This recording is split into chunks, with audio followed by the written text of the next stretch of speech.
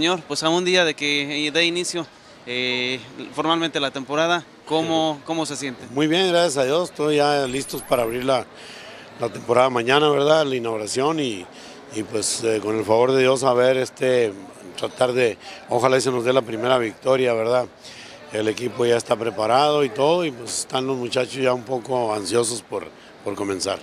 Oiga, precisamente en cuanto a eso, ya vino, me imagino, el recorte final, estos últimos partidos de exhibición, ¿cómo les sirvieron a usted?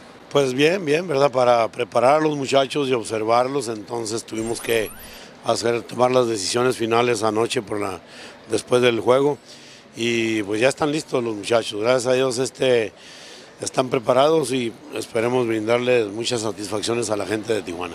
Los abridores para el juego de mañana, el primer inaugural es Walter Silva, el segundo juego va a ser José Contreras, el cubano, y después viernes, sábado y domingo contra Reynosa, Víctor Álvarez, Alejandro Martínez y Miguel Ramírez, en ese orden. No, pues que nos apoyen, que apoyen al equipo, ¿verdad? Y yo sé que aquí en Tijuana hay muy buena afición, que nos van a estar apoyando y que se acuerden que todos los equipos siempre a veces pasan por un mal momento y que en ese momento es cuando en realidad se necesita más el apoyo de la afición. Así de que con el favor de Dios, que nos apoyen siempre en las buenas y en las malas.